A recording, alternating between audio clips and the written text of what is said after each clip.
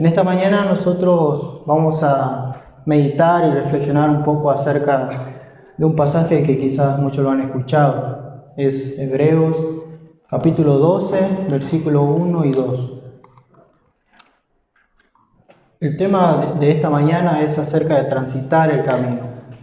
Pero en estos pasajes el transitar el camino se ve como una referencia a correr la carrera que tenemos por delante.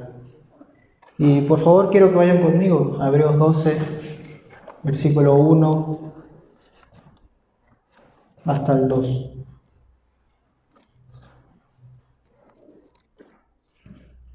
Que dice lo siguiente: Por tanto, nosotros también, teniendo de alrededor nuestro tan grande nube de testigos, despojémonos de todo peso y del pecado que nos asedia, y corramos con paciencia la carrera que tenemos por delante, puestos los ojos en Jesús, el autor y consumador de la fe, el cual por el gozo puesto delante de él, menospreciando el oprobio, y se sentó a la diestra del trono de Dios. Una breve oración. Señor, te pedimos que en esta mañana traigas luz a tu palabra a través del Espíritu Santo, que tú estés hablando a través del Espíritu Santo a nuestras vidas. Señor, que tú seas glorificado y que todo lo que escuchemos hoy nos puedas llevar a vivir y ponerlo en práctica. El versículo 1 comienza diciendo por tanto. Este punto yo lo llamo corriendo con paciencia. Parece una contradicción, pero dice corriendo con paciencia. Y el versículo 1 comienza diciendo por tanto. ¿Y qué significa ese por tanto? El autor de la carta viene hablando en el capítulo 11 de muchos hombres y mujeres que buscaron hacer la voluntad de Dios antes del tiempo de Cristo y que hicieron muchas cosas, entre ellas que dieron un buen testimonio. Su vida fue un buen testimonio. Entre esas personas, para ser breve, está Enoc, Abraham, Isaac, Jacob, Sara, David, y podría nombrar muchos otros más. Y si ustedes ven el versículo 37 del capítulo 11, habla acerca de aquellos anónimos, personas que quizás no figuran, pero que marcaron y dieron buen testimonio, que dice: fueron apedreados, aserrados, puestos a prueba, muertos a filo de espada, anduvieron de acá para allá cubiertos de pieles de ovejas y de cabras, pobres, angustiados, maltratados, de los cuales el mundo no era digno, errantes por los desiertos, por los montes, por las cuevas y por las cavernas de la tierra. El 39 es clave, que dice: y todos estos, aunque alcanzaron buen testimonio, mediante la fe no recibieron lo prometido. Y aquí lo prometido se refiere a la venida de Cristo. Todas estas personas mirando hacia más allá de su vida, mirando hacia allá, esperando que ese Cristo, que el Mesías, que Jesús viniera. Y fue así como que estas personas estuvieron dispuestas a padecer de todo, inclusive perder su vida por esta causa. Pero ahora nosotros, dice por tanto, nosotros también. Y ahora nosotros hemos recibido estas promesas. Si hemos creído en Jesús como Señor y Salvador, hemos recibido esta promesa de Dios que es Cristo mismo. Algo muy interesante de la carta es que el autor habla de lo que es Cristo. Cristo es superior a los ángeles, superior a Moisés, quien dio la ley al pueblo de Israel. Cristo es el autor de la salvación, Cristo es el mediador, Cristo es el sumo sacerdote, Cristo es el sacrificio perfecto una vez hecho para siempre. Y luego dice, bueno, nosotros también. Y aquí el autor usa una ilustración muy de su época, que es un mini estadio, se podría decir para nuestra actualidad, donde había muchas gradas y había una pista atlética donde se practicaban las carreras, como los Juegos Olímpicos, como a veces habrán visto ustedes por internet.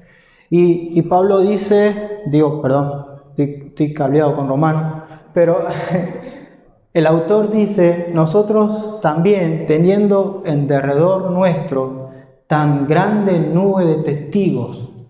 Es decir, miren, imaginen, quiero llevarlos a imaginar, imaginen un estadio. Quizá algunos de ustedes habrán ido a un estadio, pero imaginen un estadio donde ustedes están ahí en la cancha o jugando y ven y toda la multitud alentándolos, diciendo, vamos, tú puedes, vamos, dale, dale, andate por acá, andate por el medio, mete, o tenis, o lo que sea, ¿no? Pero el autor usa de un atleta que está ahí por correr la carrera y dice, mira, alrededor tuyo hay una gran nube de testigos.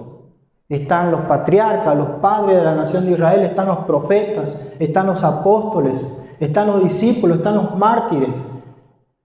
Y dice, esto no es literal obviamente, pero lo que quiere reflejar el texto es que tenemos una gran nube de personas que ya vivieron o recorrieron el camino de la fe. Ahora, ¿por qué el autor puso esto aquí? El contexto de la carta es que estas personas estaban padeciendo persecución, estaban siendo encarcelados o le quitaban sus casas por el solo hecho de ser cristianos. Eran judíos que habían creído en Cristo, pero había un gran problema, que eran perseguidos. Y muchos estaban abandonando a Cristo para volver a su antigua religión, que era el judaísmo, donde le decían, mira, viniste acá al templo, sacrificamos animales, guardamos la fiesta y nadie te va a hacer nada. Deja ese Cristo, deja ese Jesús. Y por eso esta carta es maravillosa, porque exalta la gloria de Cristo. ¿Y cuál fue el propósito al final? Y algo que podemos tener en cuenta es que lo que nosotros leemos acerca de estos personajes, Abraham, Isaac, y todo lo que ustedes van a leer, si es que lo han escuchado alguna vez en el Antiguo Testamento, no es una mera historia nada más, hay un propósito detrás. Todo apuntaba a Cristo, todo apuntaba, o cada libro de la Biblia apunta a Cristo. Pero quizá ustedes ya conocen la historia de muchos de estos personajes y pueden decir, pero qué aburrido, ya me lo sé, ya me sé la historia de Abraham, no quiero leer de nuevo. Y es un gran problema, porque nosotros nos cerramos a entender que Dios siempre nos quiere hablar de nuevo con estas personas. Yo vengo de un hogar donde nadie es creyente y no tenía referencia de alguien que haya dado un buen testimonio de Dios. Pero los primeros referentes fueron cuando empecé a leer Génesis, empecé a leer la historia de Enoc, de Noé. Esos fueron mis primeros referentes. Y eso es lo que Dios desea de nosotros, que nos metamos a la Biblia, que busquemos de la Biblia y entender que estas cosas que están acá apuntan a Cristo, pero también tiene un propósito de motivarnos a seguir corriendo o transitando el camino de la fe. Y luego dice, despojémonos de todo peso. Ustedes saben que un atleta generalmente entrena con pesas para ejercitar, fortalecer los músculos, y así cuando tiene que competir, obviamente cuando compite ya no usa las pesas, pero ya no lo hace porque va a competir. Si lo usa puede dificultar su nivel. Entonces trata de usar la mejor ropa cómoda, el mejor calzado, lo que sea necesario. Y acá dice, despojémonos de todo peso, que se refieren a aquellas cosas que nos pueden estorbar correr la carrera de la fe. Y nosotros podemos tener muchas cosas que nos pueden estorbar, que necesariamente no es pecado, no son pecados. Y algo que puede convertirse en un peso en nuestra vida puede ser el menosprecio por la familia, por los amigos. Quizás en tu familia eres menospreciado por quizás no ser el hijo o la hija deseada de tus padres. Quizás viniste en un momento que tus padres no querían. O quizás eres menospreciado por ser cristiano en tu hogar, quizás tus padres no lo son. Quizás puedes también ser menospreciado por tus compañeros en la escuela o amigos. Pero esas cosas a la larga se pueden terminar convirtiendo en un peso, al punto que te puede dejar de hacer una pausa y dejar de correr la carrera. Muchos abandonan a la iglesia, abandonan a Dios y dejan todo, porque dejaron que ese menosprecio o ese abuso que quizás a veces podemos tener nos invada. Otra cosa que nos puede terminar convirtiendo en un peso es la mala concepción de lo que es Dios.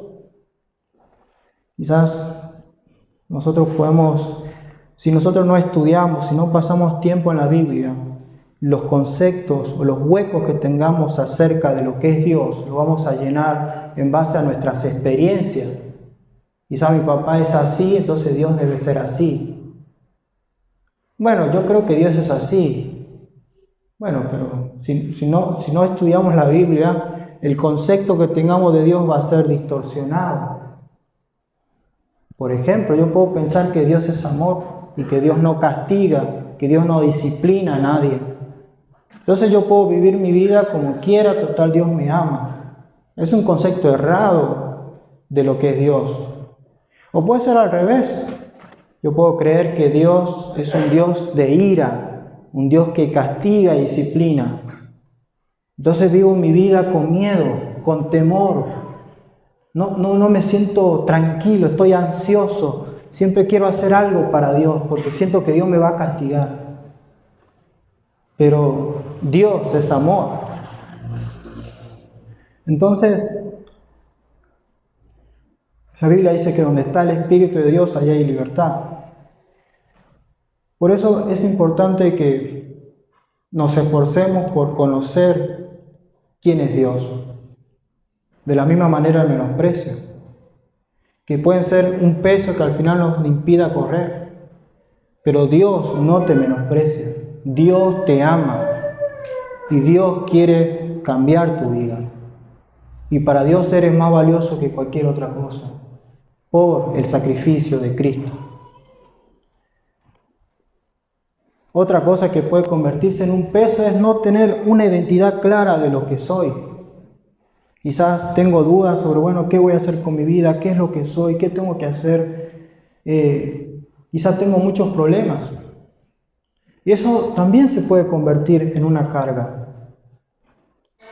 Y esto es importante porque si nosotros no entendemos qué es lo que somos para Dios, vamos a tener cualquier concepto que escuchemos.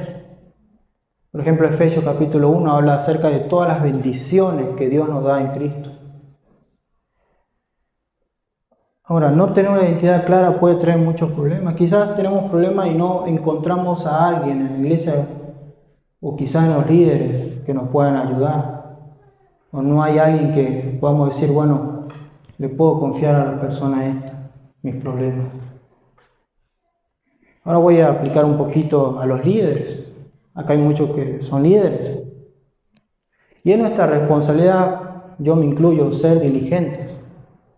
Porque quizás nosotros no somos un peso de manera directa para la vida de los chicos, pero de manera indirecta podemos serlo. Y podemos serlo en no ser diligentes. Nuestro trabajo como líderes no es solamente enseñar, predicar, tocar un instrumento y cantar. No. Nuestro llamado es servir, es pasar tiempo con los chicos. Es, che, te invito a comer, te invito a hacer algo, vamos, salgamos, charlemos, hablemos. ¿Cómo está? ¿Cómo está la escuela? ¿Cómo está tu familia? Eso es lo que también a veces nosotros descuidamos como líderes. Ahora, quiero aclarar que nosotros, los líderes, no vamos a solucionar todos los problemas que tengan los chicos. Imposible.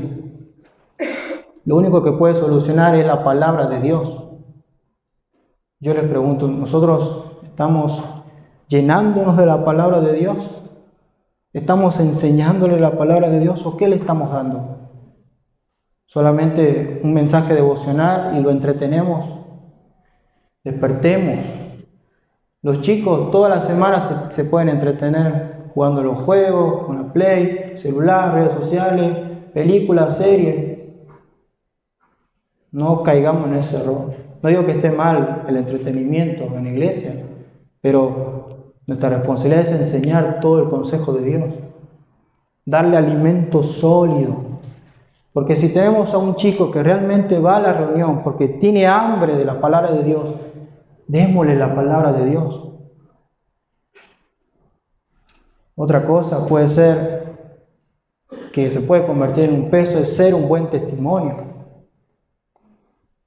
Quizás muchos de ustedes no tienen una referencia en su hogar, un buen ejemplo. Nosotros como líderes somos llamados a dar un buen testimonio.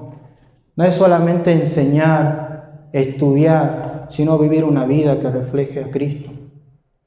Porque vamos a dar cuenta a Dios del servicio o de las personas que Él puso a nuestro servicio. Esto no es un juego. Quizás suene fuerte, pero es así. Vamos a dar cuenta todos, pero más si hemos ocupado un liderazgo o un cargo en la iglesia donde Dios nos pone personas. No estamos para servir, para que nos sirvan, sino para servir. Y esto a la larga puede convertirse en un peso para los chicos. Si ellos no ven un buen testimonio en nosotros, estamos en problemas. Otras cosas que pueden convertirse en un peso, que no es pecado, puede ser jugar a los juegos, practicar deporte, estudiar. No es malo. El problema es cuando todo mi tiempo de mi día está ahí. El problema es cuando yo dejo mi relación y mi comunión con Dios por estar más en esas cosas, que a la larga se pueden convertir en un ídolo. Cambiemos esa pasión por Cristo. Entonces, es una reflexión que los invito, y obviamente a mí también me pega, pero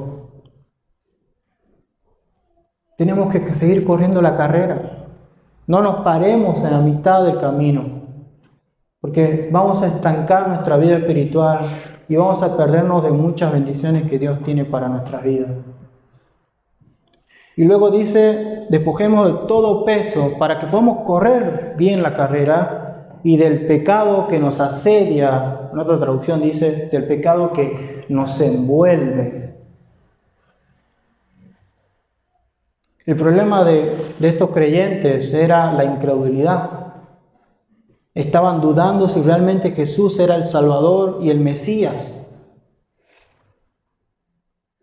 Y ese pecado los estaba alejando. Hay una parte de la carta que dice, no dejen de congregarse, como algunos tienen por costumbre, es decir, ya dejaron la fe, dejaron todo y se fueron a su antigua religión. Pero en nuestra vida pueden haber pecados que nos impidan correr la carrera. Puede ser pecados en los cuales nos estamos refugiando, cambiando el amor de Dios por el amor al pecado. Por ejemplo, la pornografía, la masturbación.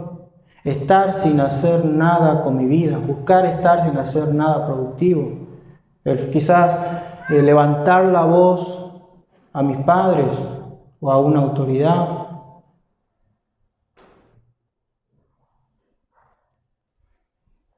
O también quizás hablar malas palabras, que son pecados que no van a impedir seguir corriendo la carrera. Y quizás lo que yo puedo decirle es que Dios quiere que nosotros nos arrepintamos de nuestros pecados y pidámosle perdón a Dios, pero que sea genuino, no emocional solamente. Señor, siento culpa, perdón, Señor. Y después a los 2 días, a la tarde ya lo estoy haciendo de nuevo. No. Y dice, corramos con paciencia la carrera que tenemos por delante. Esto también se puede ilustrar como un maratón, donde a veces son varios kilómetros y uno cuando arranca, no arranca con todo. No arranca con toda la velocidad, porque si son 15 kilómetros no va a llegar el tipo. O sea, tenés que regular tu velocidad para llegar a los 15 kilómetros. Pero, ¿qué significa correr con paciencia? Es fácil ser cristiano cuando no hay problemas en nuestra vida. Cuando en nuestro hogar nuestros padres son creyentes, viven bien, nos enseñan. No necesitamos paciencia cuando llegamos a casa y mamá o papá nos tiene ya la comida o ya tenemos la ropa lavada. No necesitamos ninguna paciencia porque ya está todo servido. Es fácil correr la carrera cuando no hay problemas.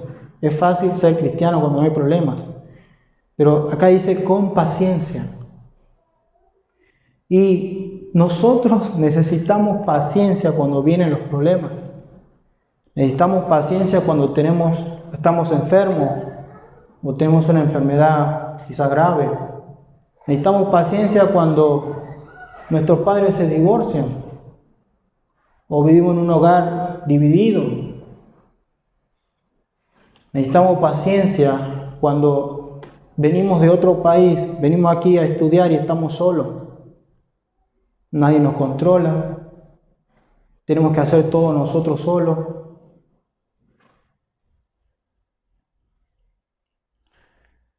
Es fácil estudiar cuando tus padres te ayudan, pero cuando hay una crisis económica, tú tienes que salir a trabajar, quizás. Ahí necesitas la paciencia, desarrollar la paciencia. Y ahí es donde se ve quiénes son verdaderos creyentes. Porque si tenemos todo, decimos bien, gloria a Dios, aleluya, pero cuando llegan los problemas, ahí Dios quiere desarrollar, crecer, moldear nuestro carácter, desarrollando la paciencia. Por eso el autor dice, corran la carrera con paciencia. Si realmente estás seguro de lo que eres, de lo que has creído, que Jesús es tu Señor y Salvador, no importa cuántos obstáculos tengas en tu vida, vas a seguir corriendo. Pero tienes que mirar a alguien que ya corrió la carrera y es Cristo.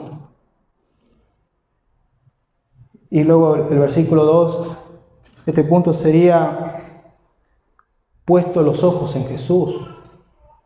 Jesús es alguien que ya recorrió la carrera, ya la terminó.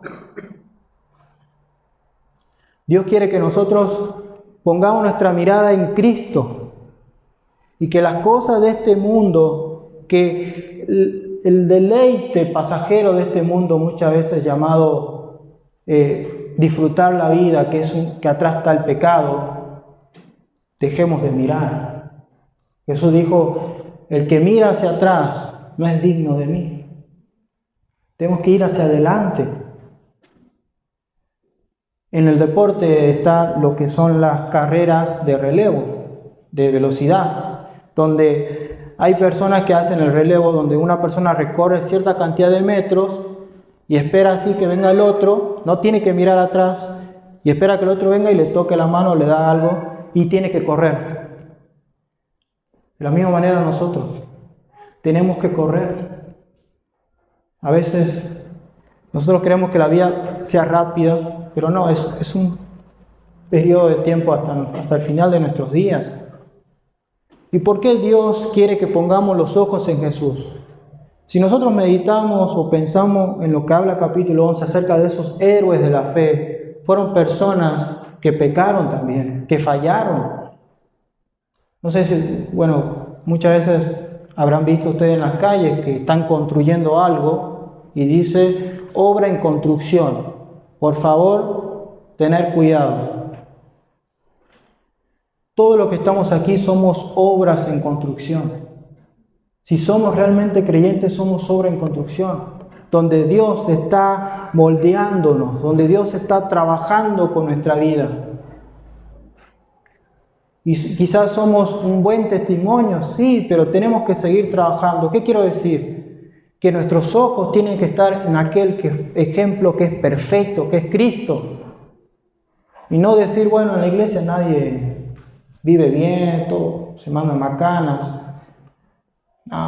No hay un buen ejemplo, entonces me voy de la iglesia, porque todos son falsos ahí. ¿Será? Todos somos pecadores. Pero lo que Dios va a ver en la iglesia es personas que realmente estén dispuestas a cambiar sus vidas. Porque si nosotros estamos ahí y no queremos cambiar, no queremos dejar el pecado, quizás no somos creyentes. Pero nuestro punto de referencia debe ser Cristo mismo. Él es el ejemplo a seguir. Y luego dice el autor y consumador de la fe. Había dicho que en Hebreos capítulo 2, el autor dice que Cristo es el autor de la fe, de la salvación, que a través de Cristo nosotros somos hermanos, nosotros somos hijos de Dios, y Cristo es el autor y es el que termina la salvación en nosotros, hasta que nosotros nos lleve la muerte o venga Él. Y él dice, Cristo es el autor y consumador de la fe, el cual, por el gozo puesto delante de él, sufrió la cruz, menospreciando el oprobio, y se sentó a la diestra del trono de Dios. Esto es maravilloso porque Cristo estuvo dispuesto a sufrir, a ser humillado, a ser maltratado, pensando en el gozo de la eternidad con Dios. Y es lo que Dios quiere, que no solamente corramos como locos, sino que miremos a Cristo sabiendo que ese sufrimiento, que esa aflicción que podemos tener en nuestra vida es pasajero. Una vez leyendo a una persona que valoro mucho, se llama Timothy Keller, y él hablaba un poquito sobre esto y decía, bueno, un ser humano puede vivir promedio 70, 80 años, el Salmo 90 creo que habla un poco, no quiero errarlo, pero la eternidad ¿se puede medir? ¿Hay forma de medir la eternidad? No lo hay. Entonces, lo que nosotros podemos estar pasando ahora y vamos a pasar el resto de nuestra vida, ojo, no quiero decir que todo va a ser trágico, no. Hay momentos bonitos y Dios es bueno. Pero los momentos difíciles no son nada comparado con la gloria que nos espera en la presencia de Dios. Y dice, Cristo estuvo dispuesto a padecer por nosotros. Acá tengo una pregunta. ¿Hemos pensado alguna vez que nosotros mismos somos motivo de gozo para el Señor Jesucristo? Y voy a leer un pasaje que es Lucas 10, que es muy, muy bonito. Cristo no solamente estuvo pensando en el gozo de la eternidad con Dios, sino en el gozo de que muchas personas iban a salvar sus vidas al creer en Él. Y Lucas 10:21 dice, en aquella misma hora Jesús se regocijó en el Espíritu y dijo, yo te alabo, oh Padre, Señor del cielo y de la tierra, porque escondiste todas estas cosas de los sabios y entendido y las has revelado a los niños. Sí, Padre, porque así te agradó. Realmente Dios se deleita. Y este es el gozo por el cual el Señor estaba dispuesto a poner su vida. El gozo de cumplir el propósito eterno de Dios, de reunir las cosas en Él. Y es el gozo de la esperanza del día final.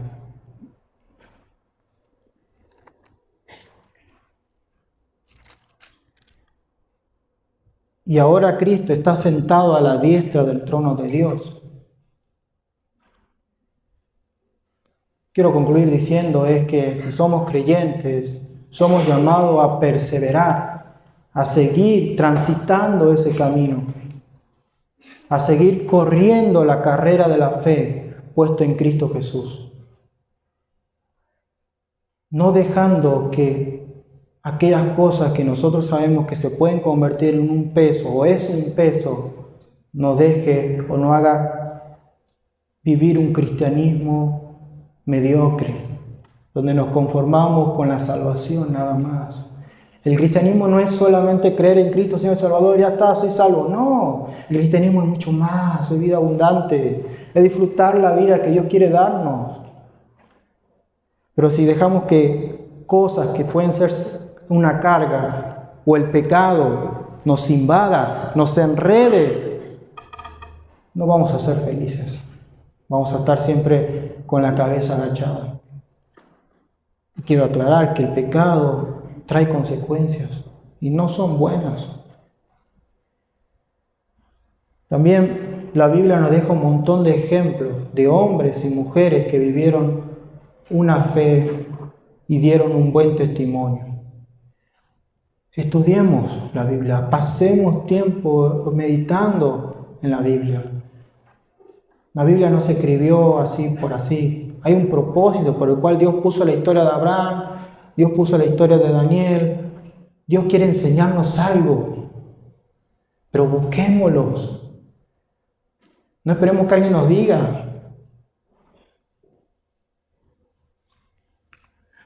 Quiero leerle esto que dice: si Él se sostuvo, es decir, Cristo, aún en la cruz por la esperanza del día final, si Él podía menospreciar el oprobio, no porque no significara nada para Él, sino porque tenía una perspectiva, otra cosa más importante. Tengamos nosotros también ojos para mirar las cosas que no se ven y sostenernos como viendo al invisible. Hay una parte de Hebreo 11 que dice que Moisés, en medio de todo ese desierto, esos 40 años, se sostuvo como viendo al invisible. Si Él pudo sufrir tanto por nosotros, Cristo, siendo Él perfecto y sin pecado, no permitamos nosotros que los sufrimientos de nuestra vida nos desvíen de nuestra fe, sabiendo que nosotros, por ser pecadores, merecemos mucho más de lo que merecemos. Lo que tenemos es por gracia. Si Él se despojó de su gloria, el cual Cristo no estimó el ser igual a Dios, sino que se despojó a sí mismo y se hizo semejante a los hombres, hecho siervo, y estuvo dispuesto a morir hasta la cruz. ¿Qué nos cuesta a nosotros despojarnos de nuestros pecados, de nuestro materialismo? Creer que las cosas que yo voy a tener y tengo me van a dar la felicidad, cuando es un simple engaño de esta sociedad, de nuestro egocentrismo. No, yo soy cristiano, yo vivo así, yo hago esto y yo quiero esto nada más de Dios. Yo quiero los beneficios de Dios y no quiero a Dios. Cuidado. Despojémonos de todas estas cosas también. Si Él afirmó su rostro para ir a Jerusalén cuando iba a morir en la cruz, tengamos nosotros la determinación de perseverar, corriendo con paciencia que tenemos por delante, puestos los ojos en Jesús. Los invito a cerrar sus ojos para hacer una breve oración. Dios Padre, te damos gracias por hablarnos en este mediodía. Gracias, Señor, porque pudimos entrar por el camino de la verdad. Pero no es por nuestros méritos, sino por tu obra en nuestro corazón, en nuestra mente, en el cual pudimos a través de Cristo tener vida eterna, encontrar la verdad y tener acceso a tu presencia. Pero ahora tenemos que correr, tenemos que transitar este camino. Señor, te pedimos que no dejes que las cosas de este mundo, que los problemas, que las enfermedades, que las dificultades nos desvíen de la mirada, como dice John Bunyan, de la ciudad celestial que nos espera. Que podamos mirar y fijar la mirada en Cristo sin importar lo que nos pueda pasar, sabiendo que tú nos has dado un consolador que es el Espíritu Santo que vive en nosotros. Señor, que aquellas cosas que son una carga, aquellos pecados que tú sabes que estamos, podamos renunciar, podamos vivir y correr la carrera que tenemos por delante. Que podamos recordar lo que es Cristo y lo que hizo en nuestra vida. Que solo en Él podemos encontrar la motivación correcta. Que solo Él es el único ejemplo de perfección. No existe otro modelo de ejemplo. No existe nadie que pueda igualarse a Cristo. No importa si comparamos el universo, los planetas, todo lo que hay en este mundo, nada se iguala con Cristo. Cristo sobrepasa todo. Que Él pueda hacer todo por nosotros, Señor. Ten misericordia de nosotros. En el nombre de Jesús. Amén.